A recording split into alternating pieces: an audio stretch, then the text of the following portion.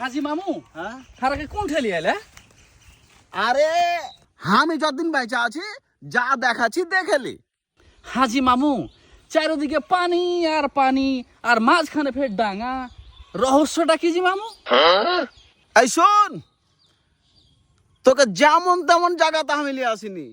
এই জায়গার গভীর ইতিহাস আছে। একটু খুইলা কহ তো মামু। এই শোন, হুম। আমি হার বাপের তার বাপের মুখ থেকে শুনেছি মেলা দিন আগে এখানে এক রাজা বসবাস করত।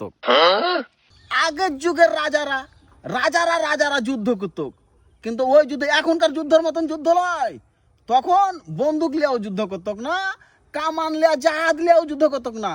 আগে এই যে তরবারি তালোয়ার ওইলাতে যুদ্ধ করত। এই রাজা একদিন ওর সেনাপতিরা মন্ত্রীরাকে ডাকে কহিলে যে হাজি এই আক্রমণ থেকে বাঁচতে হলে কি করতে হবে যে? ওরা তখন এক বুদ্ধি করলো, সবটি বেলা জুড়িতে বসে যাক বুদ্ধি করা যায়।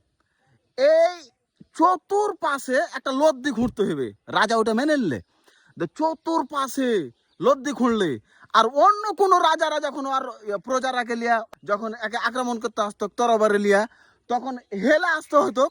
আর হেলা যখন আসতে হতো তখন একটা এ রাজার প্রহরী আর ওরা 10টা 15টা 20টা তাও পারতক না। আর এটা লোহার একটা গেট ছিল, বিশাল বড় লোহার গেট। এখানে 100টা মতন থে দিলে কেউ আক্রমণ করতে পারতক না।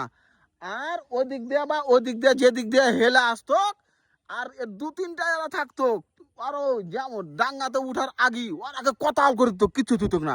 আর ওখানে তো ঢাল ধরতে পারতক না, ওরা হেলবে না ঢাল ধরবে, ব্যাগকে গায়েব করে দিত। এই তো হলো আর ইতিহাস। কঠিন ব্যাপার জি মামু, দারুণ ইতিহাস। তারপর তারপর আরে বা ওটা তো গেল যুদ্ধের কথা। আর একটা কথা শুন, মজার কথা।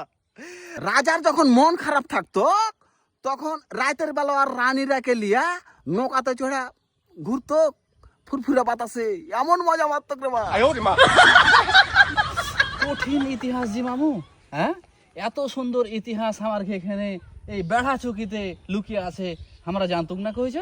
শুন, জানাইনু কাকে কইস না এলা কথা, কইব না কইছ? নাহলে বিশ্বাস করবে না রে বা। কথাটা সত্যি, কিন্তু কেউ বিশ্বাস করবে না। চলো বাড়ি চলো, কাউকে কহা যাবে না কিন্তু। না না, কাকে কইস না। চল।